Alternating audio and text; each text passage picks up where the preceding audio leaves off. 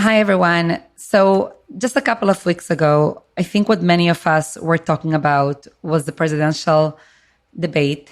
And Noam and I were messaging each other and saying, we should really talk about partisanship and politics and this moment in America.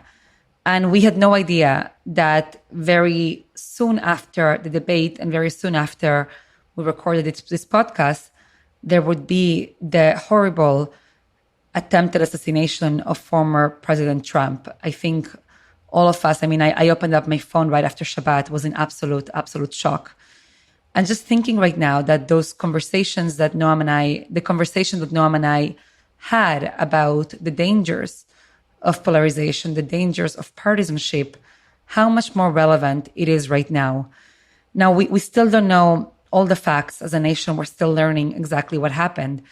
But I think all of us can agree that this has been a very, very dark week for our people, and that we are seeing anew the dangers of dehumanizing people who disagree with us politically. I just want, before we jump into this episode, I want to just share two quotes that stood out to me. One is by President Biden, who tweeted out the following after the attempted assassination of former President Trump. He tweeted out, "I have been briefed on the shooting at Donald Trump's rally in Pennsylvania. I'm grateful to hear that he's safe and doing well. I'm praying for him and his family and for all those who were at the rally as we await further information. Jill and I are grateful to the Secret Service for getting him to safety. There is no place for this kind of violence in America. We must unite as one nation to condemn it." I know that I was grateful to see Biden share this and to hear him insist that even as we might disagree, even as we might even fight each other's parties at the ballot box, that political violence should have no place in what we consider to be ways to interact with each other. I also want to read part of a powerful letter by former First Lady Melania Trump. And I'll read here just one short passage. She wrote the following: "Let us not forget that differing opinions, policy, and political games are inferior to love. Political concepts are simple when compared to us human beings. Love, compassion, kindness, or empathy are necessities. And let us remember that when the time comes to look beyond the left and the right, beyond the red and the blue, we all come from families with the passion to fight for a better life together. While we are here in this earthly realm, let us reunite now." Part of the thing that Noam and I speak about is how we can hold really strong political opinions. We can fight at the ballot box. We can organize. We can have a vision for America, and we can claim that other Americans are actually threatening that vision. But we do so even as we have compassion for each other and even as we resist dehumanization. I hope we can all keep this in mind in the days and weeks ahead. I probably say the following. I want to serve one thing and one thing only, and that's God, right? I only serve God. I don't serve the Democratic Party. I don't serve the Republican Party. And if the Democratic Party or the Republican Party says something that is at odds with my conception of religion, then I don't want to say to myself that, oh, that's what my religion is saying. I probably say my religion is saying something else, or my understanding of religion is saying something else. And politically, I will either support or not support this thing, but not suggest that my religion is saying that I should or shouldn't. If we serve God, and I would add here, part of what serving God is commitment to truth and to seeing reality in front of us. If we serve God and we have principles and values and relationships as part of that service, then when our team does something that isn't great, our religiosity will help moderate us. Hey everyone, welcome to Wondering Jews with Mijal and Noam. I'm Mijal. And I'm Noam, and this podcast is our way of trying to figure out the Jewish world. We don't have it all figured out. We really don't. But we try, and we're going to try to figure out some big items together. As we always say, we really love and enjoy hearing from you. So please email us at wonderingjews@jewishnunpacked.com and call us at 833-WON JEWS. We have a very specific question from a listener, Michael. Michael, I like this question. Which is harder, being a kid or being an adult? You think it's a real question? Yeah, which is harder? Like, I mean, like it's not obvious. I think Wait, tell me the obvious thing is what? for me, it's like 100% harder being an adult. Oh, What about you? What about you, Noam? well, who's it? George Bernard Shaw or something who said like youth is wasted on children, something like On that. the young. Youth is On the wasted young, on the young. youth is wasted on the young. So, sometimes I think about that, but How does that answer the question? it's just like maybe children don't appreciate, and we're all children at some point, and we all maybe have dispositions as we get older that want to recall our youthfulness, and we should never get rid of our youthfulness. But that it's like, when you're a child, maybe children don't even realize that they have this context, this sandbox that is so much fun to just be but maybe no one actually feels that. Maybe even as children, people don't actually feel that freedom, that liberty, that lack of sense of like dealing with your taxes. Yeah, I don't know. I feel like as a kid, I felt very like I felt the real difference. You know what I'm saying? It was like fun. It was really fun. When did you stop feeling like a kid? Oh, okay. You're getting deep here right now, Noam. Probably in high school at some In point. high school. Yeah. What made you stop feeling like a kid in high school? I think you begin to have a real sense that you're shaping your future and that your choices like matter and there's stakes Yeah. in them. So that's probably it for me. How about you?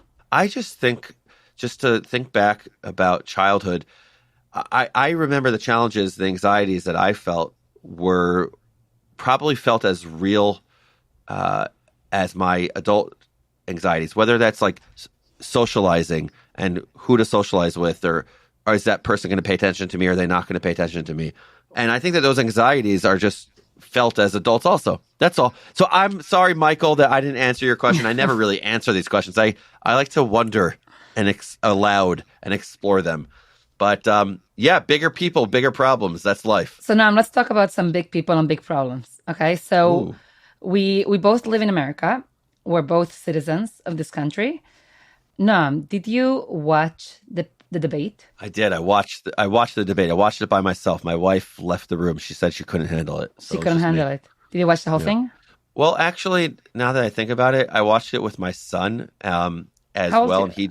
and he's 11 years old. So it's lovely. It's where he learned about the term pornography. He had no idea what pornography was. Oh my gosh, that's a bit awkward. You had to like It was explain that during the debate. Strange moment. Did not think that the place I would be teaching my son about pornography was listening to two presidential candidates. Right. So this debate happened between former President Trump and current President Biden. Let me ask you another question, Noam. How much did this debate dominate any of the conversations you were having afterwards with friends and family? A lot. I mean, people on the right were sending me text messages of like, see.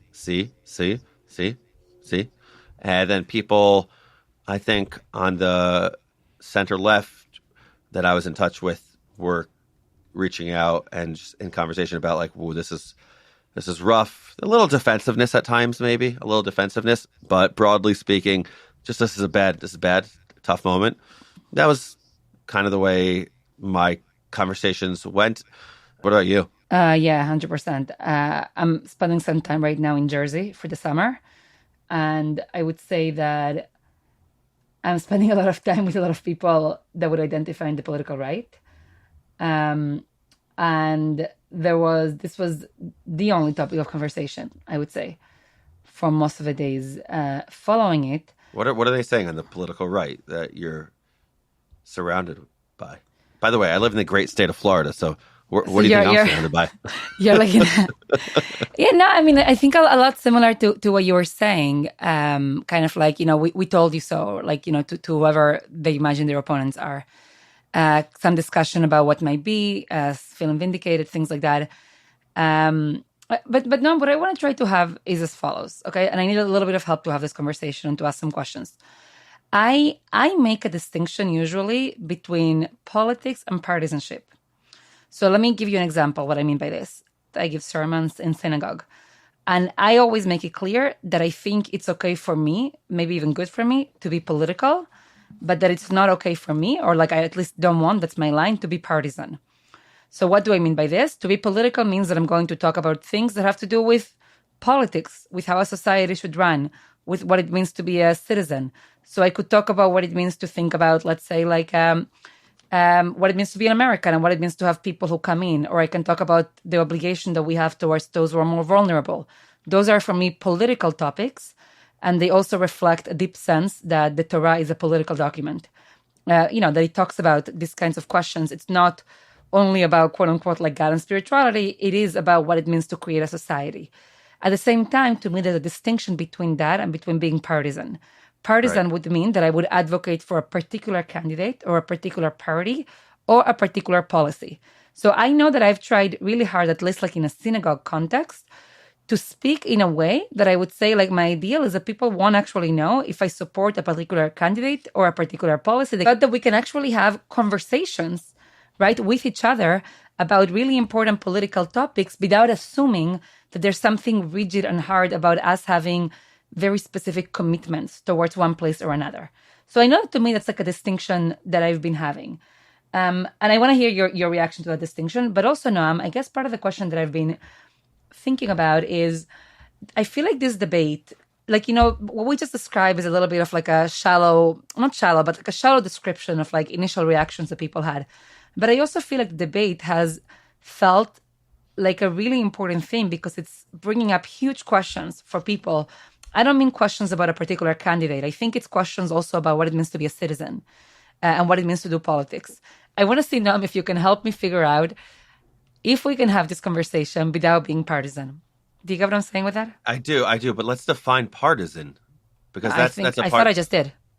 Partisan is to be part of a team, right? And so I like your distinction a lot. I think it's really hard. What you're talking about is really hard. I mean, I don't know if you disagree, but I think it's really hard to speak about politics without being partisan. Politics is essentially the intermingling or combining different people together in order to form a society. That's politics. And so much of the Torah is very much so that. Perhaps in order to achieve a service of God and dignity of oneself and the community, but that's what politics is meant to be. And so the Torah is going to be speaking to that. And so therefore, spiritual leaders are going to be speaking about that.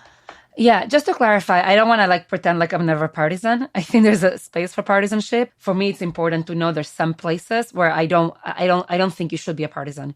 What? Well, the example that I gave was from me when I speak from the pulpit. But are there topics? Because there are topics you want to be partisan about, right?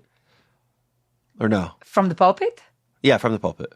I do not want to be partisan from the pulpit. I'll tell you what I mean then. I mean partisan, like, I don't know, Israel. I think you can speak about Israel without being partisan while being political. In fact, I'll show off for a second if it's okay. A couple of months ago. If you can't show off in front of me, you can't show off in front of anyone. Just a couple of months ago, or maybe some weeks ago, I remember I had a conversation after shul with somebody from our community, and they asked me some questions, and I revealed some of my own positions, like, you know what I mean, in terms of like candidates or things like that. And they were like, what? I would never have guessed any of that from the way you speak. And I'm like, there's no contradiction. I can speak in a way that is not trying to show you, and I actually think communities are stronger if we assume that people might have different partisan positions and they can still be together. There's always going to be like edge cases. We can always find cases that are going to complicate things. Like, let's say, what if you have like a candidate that's like an anti-Semite? Can you speak about them like that? So we're going to find edge cases, and we are going to kind of like, I'm willing to admit, no, but actually I want to argue the opposite, Noam. I think that right now in America, we are in a crisis of too much partisanship. You know what I mean? The problem is not that we're not partisan enough. The problem is that we are too partisan. Okay. Like, that's something that I feel, I don't know how you feel about this. I'm nauseated by it. That's how I feel. What are you nauseated by? I don't know if we're going to say similar or different things. I have no idea what you're going to say. What drives me nuts is the inability to have conversation across differences, because of the deep polarization and partisanship that exists, because it feels at times like if I were to listen to someone else, and by the way, sorry for getting passionate, there's so much BS out there of people saying like, oh yeah, let's talk across differences. We as adults, speaking about children, by the way, children versus adults, we stink. We stink at having conversations across political differences. We like talking about our ability to do it. But my Lord, in the context I'm in, and I'll show off now, I'm in some fancy fellowships, we stink at it. Do you have any interlocutors that are politically in a very different place than you that you can have good conversations with? I do on an individual level. I think the problem becomes at the group level. What do you mean by that? I think people are so often so wed to their views, it becomes part of our identities, so that we become defensive in a group setting where we feel like there's like this spotlight effect on us, and we start thinking that, wait, if I change my mind, what does this mean? And it's very hard. It's very hard once we're adults, once we're fixed, to have a fixed mindset. We've made a decision about something. We maybe even raise our children in a certain way based on something. And then it becomes very difficult to then change our opinions. I want to strengthen this point with a statistic that I read from Scott Galloway, the business guru. He pointed out that we've reached a point where half of Democrats and a third of Republicans aren't comfortable with their children marrying someone of the opposite party. And in 1960, those numbers were around 5% for both. So, yeah, people don't want to offer their opinions because it actually has an impact on whether or not their children are marriage worthy or not. Yeah. Like, that's funny. That's crazy. I recall, maybe it was like 7-8 years ago. I just remember this conversation with a friend of mine that I went to camp with. And we were talking about dating. And I remember then that I asked her, so give me some of your criteria. And I think the first or the second one was that they had to be the same political party. And I remember then feeling shocked because I never heard that before. And being completely like, wow, I thought she was crazy. On the one hand, I thought back then it was crazy, but I think that today, I'm saying like descriptively, okay, I'm not saying it's what I would advocate for. I know you're not saying that. I am saying I understand today much more why it would be that people feel this way. And I'll say, by the way, I don't think it's wrong at all to look at our political system and our parties and say, I feel like one of them is really helping our country and one of them is like a threat to the republic. And I'll tell you what drives me crazy. What drives me insane, and I think it's why the debate just the aftermath, felt so indicative of things, is like, we have this human nature. You spoke before about partisanship as being tied to like my team or your team. Yeah. So what scares me when I think partisanship can be healthy, to fight for your political party and for your beliefs. Where I think it can go off the rails is, number one, what you said. You begin to see your fellow citizen as an enemy, even when they're not. And the other thing that's very hard for me is when you refuse to contend with facts or values that don't work for your team. Mm. That's what I think to me was a lot of the quote unquote discourse, about the debate afterwards was from the kind of like was either Republicans accusing Democrats of refusing to see reality, or it was Democrats themselves, some of them kind of like looking inwardly at saying like, guys, what happened here? Why is it that we have not allowed ourselves to see certain things, right, that are reality or that are important for us to contend with? Have we been blinded by partisanship? And I think a lot of people kind of like, to me, it's a little bit of like an additional signal that we need a wake-up call, that we cannot allow our sense of reality or truth or what is right or wrong to be completely subservient to the expedient needs of our political party. That's what makes me nervous about partisanship. I need an example.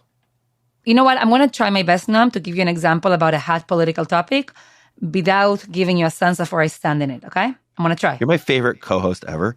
And I was about to say to you, Mijal, can you please give an example? Can we watch, like live, an example of you teaching about politics without being partisan? But I wanted to give a previous example about the dangers Do of it. partisanship with a political example. Can I do that? Go fine. Okay. Fine. Yeah. So the abortion debate. Politically, it's tearing different parts of this country apart. Yeah. All right.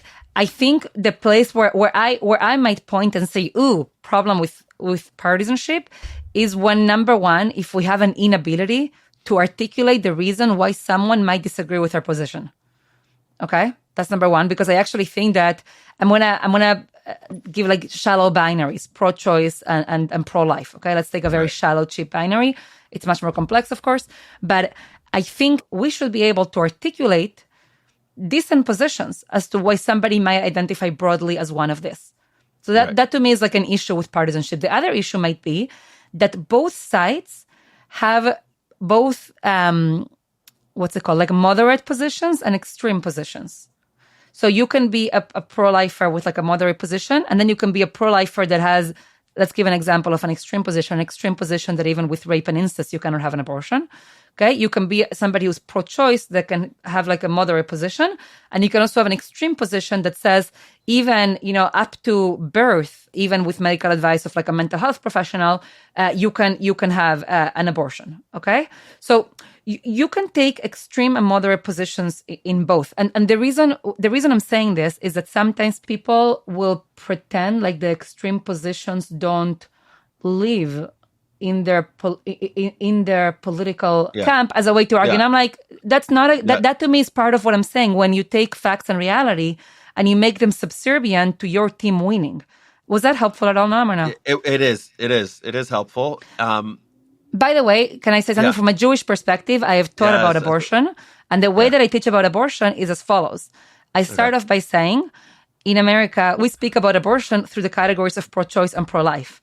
And these are American categories. And we are going to explore Jewish sources. Great. And from the beginning, we are going to admit the fact that if we explore our sources in a way that is trying to go deep, then they are not likely to fit in perfectly in any modern category. They're going to demand that you think about it differently. If we put religion into the categories of political constructs, which is what people want to do, then we expect religion to be malleable and to fit into the political construct that we see the world through. But that is, I think, an idolatrous approach to religion. The utilizing religion to fit into your political perspective is I think it's literally idolatry. It's the utilization of religion for personal means. Interesting. Give me an example. Well, if you were to say with abortion, it's amazing all the time that religion says the exact same thing as the Democratic Party or the Republican Party. Isn't that amazing how somehow religion does that? That is, and I think what people struggle with is cognitive dissonance. What I struggle with is cognitive dissonance is if I have a religious worldview, how do I map my religious worldview onto the politics that I support when it doesn't support everything necessarily? And so people don't want to deal with people don't want to deal with that tension. Wait, but let's stay with that for a second. So let's say you support X politics. And there's no way that God is a Republican or that God is a Democrat. Okay. I just don't believe it. Okay, so the options there are either you pretend like God is a Republican or a Democrat, or what are the other options? Well, the other option is, this is rough, but is to basically, just like there's religion and science, and you say there's multiple magisteria. I think that's like a worldview. Isn't that like a religious concept, like twin magisteria? Meaning there's religion and there's science, and never shall the two collide, and they live in two separate realms. And science, let's say, will answer the what questions, and religion will answer the why questions. And the problem is when you try to marry them and say, no, they're saying the same thing, or look, it's an integrationist perspective, let's say. But with politics, can you do that? That's the thing that I struggle with. I don't think I understand that, but can you say that again? So with me, okay, how do I deal with the collision of religion and politics? I probably say the following. I want to serve one thing and one thing only, and that's God, right? I only serve God. I don't serve the Democratic Party. I don't serve the Republican Party. And if the Democratic Party or the Republican Party says something that is at odds with my conception of religion, then I don't want to say to myself that, oh, that's what my religion is saying. I probably say, my religion is saying something else, or my understanding of religion is saying something else. And politically, I will either support or not support this thing, but not suggest that my religion is saying that I should or shouldn't. So are you an independent? Am I an independent? I'm independently minded. Like, you know what I am? I'm Chris Rock. That's what I am politically. I have no idea what that means. I do not understand what that means. So Chris Rock said, if you decide the issue before you see it because you're a Democrat or you're a Republican, then you're an idiot. You have to decide the issue as you see it. That was not a good imitation of Chris Rock. But the idea is like, I bet you a lot of Americans are like me. They're like, how do I decide which president? Well, on these 30 issues, I see it this way. On these 30 issues, I see it that way. And now I'm forced into this binary. It's like this either or. Like, I'm not an either or person, Mijal. I'm not. I think part of what to me is important is, and I feel like I don't have the best language here, but I think part of what bothers me is not being honest. Instead of saying like that other team is evil and we are completely right, you can say like, that other position is like really dangerous and my position is not that great, by the way. I have XYZ problems, right? But it's still better than the other one. So like to me, there's something there that's like lacking in our political discourse, which is like, let's be honest. Let's not pretend like we are perfect and the other side is like evil. It's lack of honesty. That to me is like... It's lack of honesty in order to win. Yeah, and by the way, I think that aspirationally, being a religious person can serve as a moderating force on the toxic partisanship that we see right now all around us. Now, I'm not saying this happens everywhere. Sometimes religiosity can take your partisanship and can, you know what I mean? Like make it even worse. But in many ways, turn it into a caricature. It could exaggerate it. But using your language before about who do I serve right now? If we serve God, and I would add here, part of what serving God is commitment to truth and to seeing reality in front of us. If we serve God, and we have principles and values and relationships as part of that service, then when our team does something that isn't great, our religiosity will help moderate us. And it would help make sure that we don't become like so that we're not becoming like blind to our own flaws or just intoxicated with our own sense of self-righteousness. That to me is like the ideal of what it means to be a religious person with like at a time of rising partisanship. I agree with that. And I think that just thinking about Jewish wisdom at this time, I'm reminded of another point in Jewish history in which there were two parties. Right now we have the Democratic Party, the Republican Party. In Judaism, there were two parties that went at each other. And it's the model for how we deal with civil discourse and debate. Are you going to say Hillel and Shammai? I'm going to say the house of Hillel and the house of Shammai. Who's the house of Hillel and Shammai?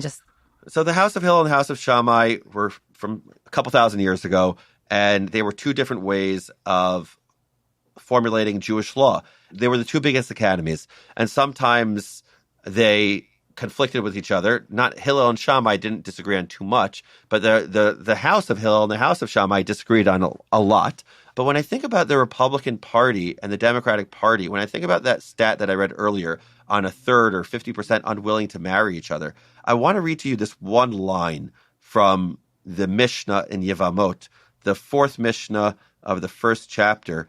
And this is what it says. Although Beit Hillel, this is amazing, prohibit a specific law, I won't get into it, about what's called rival wives. So the brothers and Beit Shammai permit them. And although these disqualify these women and those deem them fit, listen to this. The house of Shammai did not refrain from marrying from the house of Hillel, nor did the house of Hillel refrain from marrying from the house of Shammai. That's amazing. It's very simple. And this is 2,000 years ago. They had the ability to look past their very strong religious perspectives and say, we can marry each other. It's okay. And I guess the question, Mijal, I'm pushing on you right now is, why? What is it about the house of Hillel and the house of Shammai that they were willing to look past their very strong differences? They weren't minor. They were even fundamental. Why could they look past each other's differences to marry each other? And Republicans and Democrats right now are struggling with that. What is the difference? So two things. Now, first of all, I think we should do an episode on pluralism and Hillel and Shammai, because actually they had to use really complicated mechanisms to marry each other. So I think that reveals the challenges and the opportunities. But when I've taught this, what I say, the most important thing is that they wanted to marry each other. That's excellent. It's spot on. If you want to marry each other. But why, Mijal? Why did they because want to? If you want to continue having a shared sense of we, you will make it work. That's it. Nailed it. That's what it is. And if the United States of America, and if France, and if any other fractured society, if you want to have a future sense of we, then you figure it out. Yeah, although what it means to figure it out, that's a really big question. Fine, but let's all commit to figuring it out. How about that? Yeah, I agree with that. I think it's a sacred task to increase our sense of we-ness with each other. Amen. Let's do it. Thanks for having this. Yeah, our listeners will tell us if we are being partisan. There's nothing wrong with being partisan. We're just like trying, That's true. I think there's healthy partisanship and, the one that goes to an extreme. But agreed. Yeah. All right, Mijal, see you next week. Okay, thanks, Noam. Wandering Jews is a production of Unpacked, a division of OpenDor Media. Subscribe to Wandering Jews wherever you're listening to this pod, and follow Unpacked at all the social media places. Just look for @JewishUnpacked. And most of all, be in touch. Write to us at wonderingjews@jewishunpacked.com. This episode was hosted by Michal Biton and Noam Weissman. Audio was edited by Rob Pera, and were produced by Rivki Stern.